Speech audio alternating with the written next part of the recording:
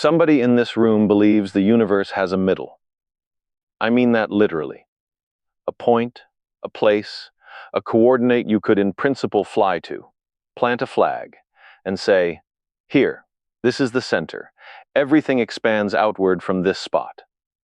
And I want to tell you, right now, before we go one sentence further, that this belief, reasonable, intuitive, almost impossible not to have, is wrong. Not slightly wrong. Not wrong in some technical footnote way that a physicist would quibble about at a conference bar. Wrong the way the sun goes around the earth was wrong. Wrong in a way that, once you actually understand why, rearranges something in your head permanently. And here's the strange part. The part I want you to sit with for the next hour. The universe has no center, not because it's too big for us to find one, and not because we haven't looked hard enough. It has no center because the very question, asked in the way you're asking it, doesn't make sense. That's a different kind of wrong. That's the kind of wrong where the mistake isn't in the answer, it's in the question. And those are the mistakes worth spending a life on. I've been thinking about this problem, in one form or another, since I was a kid in Brooklyn looking up at a sky that the streetlights had mostly ruined. And I want to walk you through it the way I had to walk myself through it. Slowly, brick by brick, refusing every shortcut. Because the shortcuts are exactly where this idea gets away from people. Let's start at the most obvious place, the place everybody starts, which is the Big Bang itself. You've heard of it. Maybe you picture it the way it's usually drawn in documentaries. A single brilliant point in the dark, a spark, and then bang.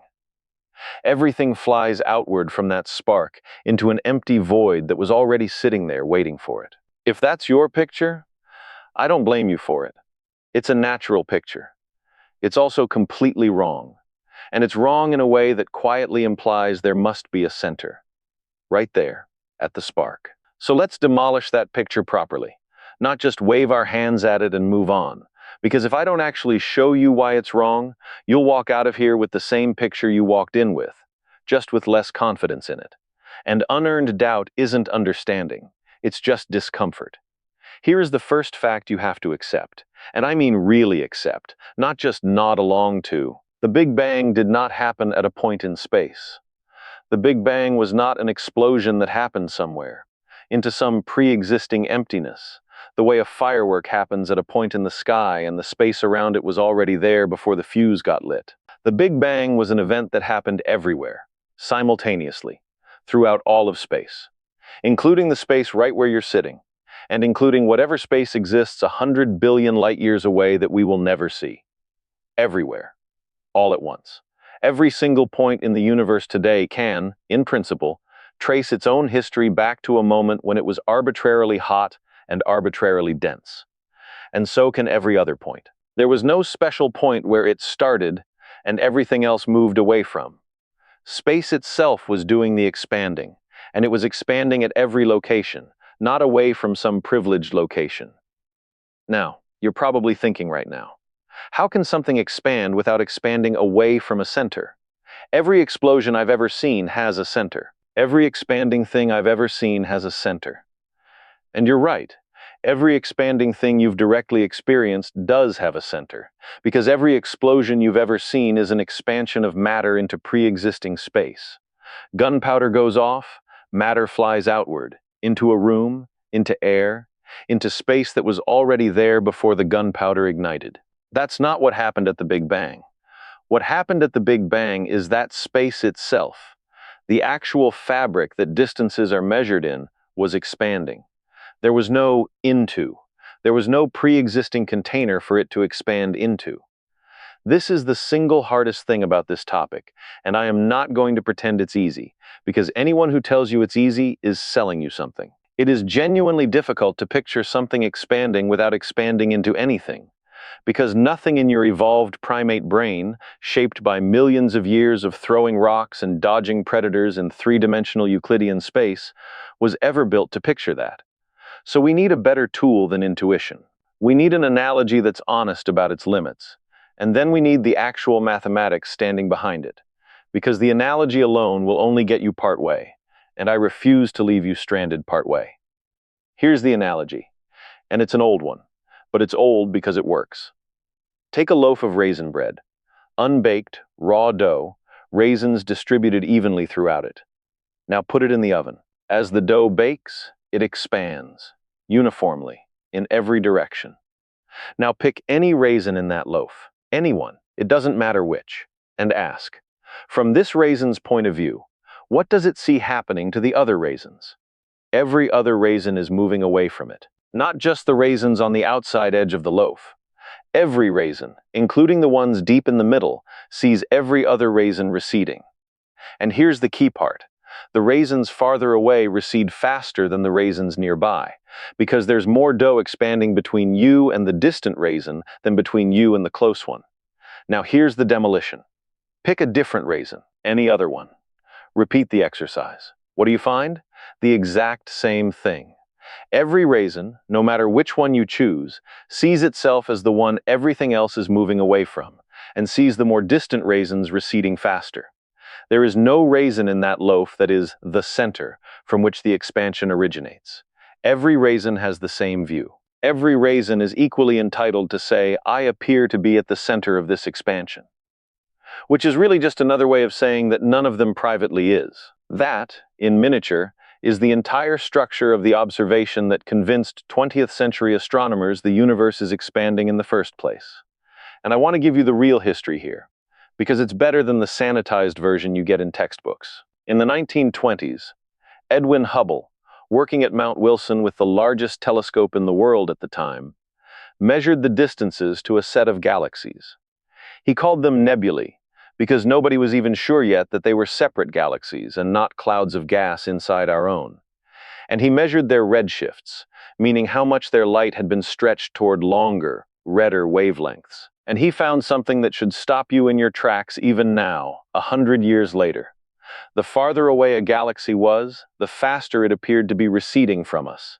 And the relationship was startlingly simple. Linear, a straight line, recession velocity proportional to distance. Double the distance, double the speed. This is Hubble's law. And when I first really sat with the data as a student, not just the equation, but the actual scatter plot, the actual points on the actual page, I remember feeling something close to vertigo, because the naive reading of that data is exactly the wrong reading. The naive reading says everything is running away from us, so we must be at the center of the explosion. And that reading is precisely as wrong as the raisin thinking it's the center of the loaf. We are not special. We're a raisin. Every galaxy sees the same thing Hubble saw from Earth. Every other galaxy receding, faster with distance. It's not that we're at the center. It's that distance from us, times a constant, equals recession speed, is what you would measure from literally any point in a uniformly expanding space. Now, here's where I have to be honest about something. Because there was a moment, and this is a true story, not a parable I'm dressing up for the lecture, where the smartest man of the 20th century got this exact point wrong. And it's worth dwelling on, because if Einstein can get it wrong, you should feel less embarrassed about how hard it is to get right. When Einstein first worked out the equations of general relativity and applied them to the universe as a whole, in 1917, he found that his own equations predicted a universe that couldn't sit still. It had to be either expanding or contracting. And Einstein didn't like that. It offended his sense of how the universe ought to be. Eternal, static, unchanging. So he did something he later called his greatest blunder.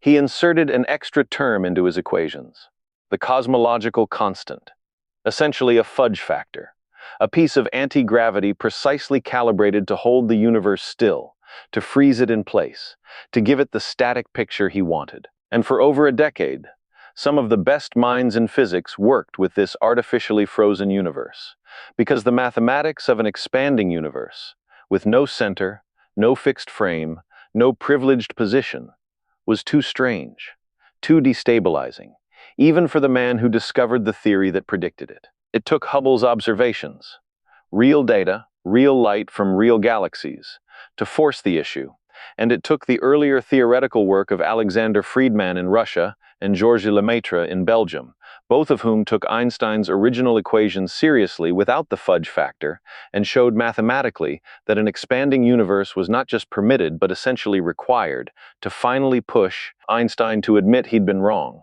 He reportedly called the cosmological constant his biggest blunder. And I want you to notice something about that moment, because it's the whole spirit of what real science is supposed to be. Einstein didn't defend the fudge.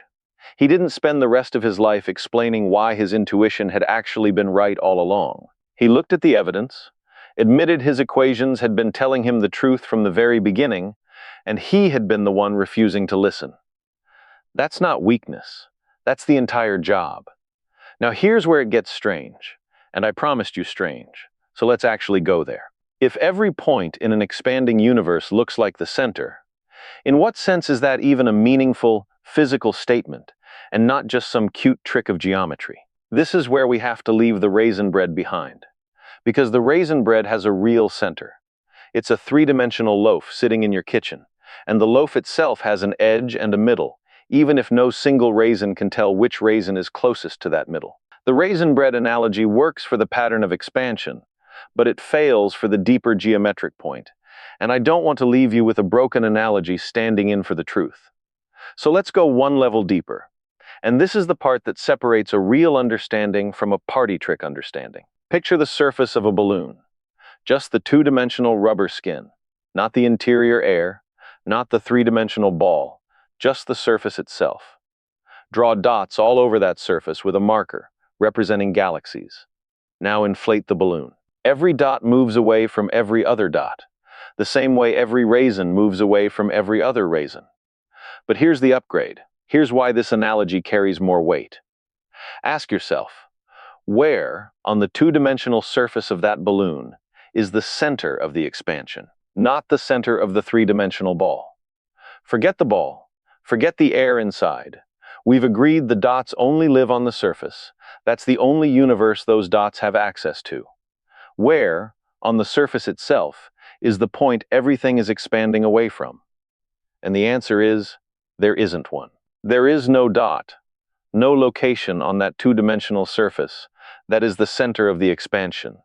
Because the center of the expansion, if you insist on finding one, exists in the third dimension, the dimension the balloon's surface is curving through, a dimension the two-dimensional inhabitants of that surface, the dots, have no access to and no need of.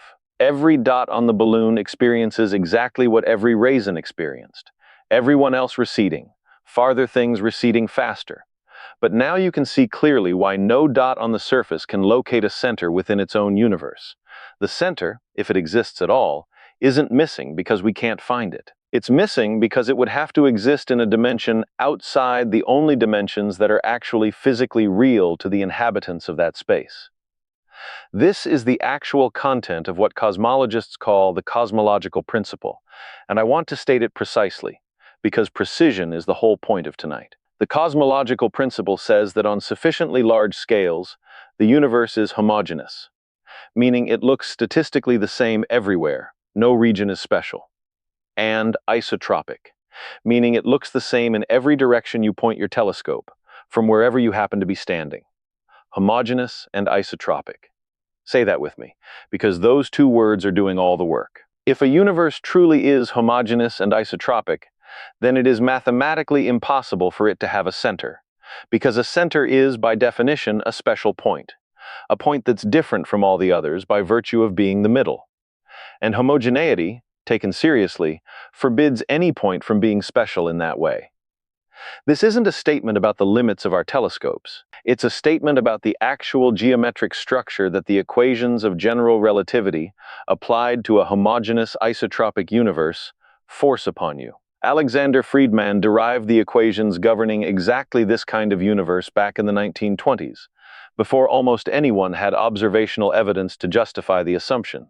And those Friedmann equations are still, 100 years later, the backbone of modern cosmology. The homogeneity isn't a guess we're clinging to for convenience. We've tested it. The cosmic microwave background radiation. the leftover afterglow of the hot early universe, discovered by Arno Penzias and Robert Wilson in 1965, completely by accident, while they were trying to figure out why their radio antenna kept picking up a persistent hiss they couldn't get rid of. That afterglow arrives at us from every direction in the sky, at nearly exactly the same temperature, to within about 1 part in 100,000. Every direction. That's isotropy, measured, not assumed. And when we look at the large-scale distribution of galaxies, once you get past the local clumping into clusters and superclusters and voids, the universe smooths out into remarkable uniformity on the very largest scales. That's homogeneity, measured, not assumed. Now I want to give you the real intellectual fight over this, because there was one, and it was not gentle, and I was around for the tail end of it. Not everybody accepted the Big Bang picture easily, and the resistance wasn't stupidity. It came from serious people asking a serious question, which was, if the universe really did have a beginning, a moment when everything was infinitely dense, doesn't that just smuggle the center problem back in through the back door? Doesn't a beginning imply a here where it began? The most serious rival to the expanding hot Big Bang picture was something called the steady state theory, championed most forcefully by the British astrophysicist Fred Hoyle, along with Hermann Bondi and Thomas Gold. Hoyle's steady-state universe was expanding too. He wasn't disputing Hubble's data, but he proposed that as the universe expanded and thinned out, new matter was continuously created, spontaneously, throughout space, at a rate too slow to ever be directly measured, exactly fast enough to keep the average density of the universe constant forever. No beginning, no end, eternal, unchanging on the large scale, expanding forever but always looking the same. And here's the detail I love, the detail that tells you something about how science actually moves. It was Fred Hoyle himself, on a BBC radio broadcast in 1949, who coined the term Big Bang, and by most accounts he meant it somewhat derisively, as a jab at the competing theory he thought was less elegant, more ad hoc, requiring a special moment that seemed to him suspiciously like a religious creation, event dressed up in physics. And the name stuck. And it stuck to the theory that won, which is one of history's better ironies. The most famous name in all of cosmology was coined as an insult by the losing side. The steady-state theory did not lose because Hoyle was foolish. It lost because of evidence. And the decisive evidence came from exactly the discovery I mentioned a moment ago. The cosmic microwave background. A steady-state universe, unchanging and eternal, has no mechanism to produce a uniform bath of leftover radiation at a specific, calculable temperature filling all of space. A hot Big Bang does. It predicts, quite precisely, that there should be a relic afterglow from the era when the universe was hot enough to be opaque, cooling as the universe expanded, and arriving today at a temperature of a few degrees above absolute zero. When Penzias and Wilson found exactly that radiation, at exactly the temperature, theorists working from the hot Big Bang picture, particularly Robert Dick's group at Princeton, who were actually building an antenna to search for that very signal when they learned Penzias and Wilson had already stumbled onto it, had predicted, the steady-state theory was essentially finished as a serious competitor. Hoyle never fully accepted defeat gracefully, and he spent decades afterward proposing modifications to keep some version of his picture alive. And I want to be fair to him here, because there is something genuinely admirable in refusing to fold the moment the evidence turns against you. Stubbornness is sometimes the engine of good science. But there is a line between principled persistence and refusing to update. And eventually the data simply became too strong, too specific, too exactly matched to the competing prediction for any fair-minded reading of the evidence to support the old picture. That's not a failure of Hoyle's intelligence. Hoyle was one of the most brilliant astrophysicists of the century. He did foundational work on how stars forge the heavier elements in their cores, work that is correct and important, and belongs on any list of the great achievements of 20th century physics. But being brilliant does not exempt you from being wrong, and it especially does not exempt you from the discipline of admitting it when the sky itself hands you the answer.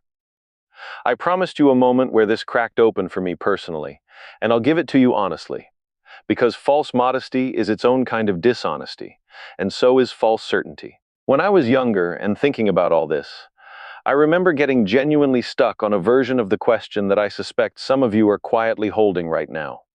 Fine, no point in the universe is the center. I follow the raisin bread, I follow the balloon. But the universe as a whole, all of it together, considered from outside, surely it has some shape, some boundary, some edge. And doesn't an edge imply a middle? The way a circle has a middle even though no point on the circle's circumference is special? And the honest answer, the one that took me a long time to sit comfortably with, is that we do not know whether the universe has an edge, and it may well not have one. And if it doesn't, the question, what's the middle of a thing with no edge, simply stops applying, the same way it stops applying to the surface of that balloon. The balloon's surface has no edge, no boundary. You could walk along it forever and never hit a wall, and it still has no center within itself. A universe that is infinite, stretching on forever in every direction, has exactly this property. No edge to be a fixed distance from, which means the very geometric concept of a center, a point equidistant from a boundary, doesn't have anything to attach to. And even a universe that is finite but unbounded, curved back on itself the way the balloon's surface is finite in area but has no edge, has this same property. This was the moment things clicked for me. And it clicked precisely because I stopped trying to picture the whole universe from some imaginary vantage point outside it, floating in some larger space looking in, the way you'd look at a balloon from your kitchen. That vantage point doesn't exist. There is no outside from which to view the whole universe the way you view a balloon. The demand for a center was always secretly a demand to stand outside the universe and look at it as an object. And there is no outside. That's not a limitation of our technology. It may be a limitation built into the actual structure of reality. Let me push one layer deeper still, because I told you at the start we'd go all the way down to bedrock. And bedrock means confronting the honest limits of what we actually know, not just the parts that resolve nicely. Everything I've described to you, the homogeneity, the isotropy, the smooth Friedman geometry, is a description of the observable universe, the roughly 93 billion light-years across bubble of space from which light has had time to reach us since the universe became transparent, about 380,000 years after whatever we mean by the beginning. Beyond that bubble, there is more universe. Almost certainly, unless something very strange is going on. But we cannot see it, not because it's too dim, but because light from it has not had time to arrive. And in an accelerating, expanding universe like ours, light from much of it may never arrive, ever, no matter how long we wait. So when I tell you the universe is homogeneous and isotropic and has no center, I am telling you that with very strong confidence about the part we can observe, and I am extrapolating, with somewhat less certainty but still serious theoretical grounding, to the part we cannot. And here is the thing that keeps me up at night, genuinely, not as a rhetorical device. We do not know the full size of the universe beyond our horizon. We do not know if it's 1,000 times larger than what we see, or a Google times larger, or truly infinite. Or, in some frameworks that serious cosmologists take seriously without yet having a way to test, whether our observable bubble is one patch among an unfathomable number of other patches, each with potentially different physical conditions, arising from an inflationary process that never fully stops everywhere at once. That idea. Eternal inflation, associated with work by André Linde and Alan Guth and others, building on Guth's original 1980 proposal of cosmic inflation to solve certain problems with the standard hot Big Bang picture, is not yet confirmed the way the expansion of the universe is confirmed. I want to be scrupulously honest with you about that distinction, because it is exactly the kind of distinction that gets blurred in popular science, and shouldn't be. The expansion of the universe, homogeneity, isotropy, these rest on mountains of precise, repeated, independently verified observational evidence. Eternal inflation and the multiverse picture built on it rest on a theoretically elegant extrapolation from a well-tested mechanism, applied to a domain we may never be able to directly observe. I find that distinction unsettling in the most productive way a scientist can find something unsettling. It means there is real work left to do, real uncertainty that isn't just filling in decimal places, but might reshape the entire question of what the universe even refers to. And this is where the question of the center connects to something genuinely vast. Not as a poetic flourish, but as an actual open scientific question that people are working on right now, with real mathematics, real proposed observational tests, real disagreements at real conferences. If eternal inflation is correct, then what we call the universe, our observable bubble, might be better understood as one region within a much larger structure, sometimes called the multiverse, where the very constants of physics, the mass of the electron, the strength of gravity, might vary from region to region, the way the temperature of your kitchen varies from the temperature of a distant room in a very large house. If that's the correct picture, the question, does the universe have a center, gets even stranger, because the universe stops being a single well-defined geometric object with a single well-defined geometry and becomes something more like an ensemble, a landscape, a structure whose overall shape might not even be a meaningful question to ask, the same way asking for the center of all possible numbers isn't a meaningful question.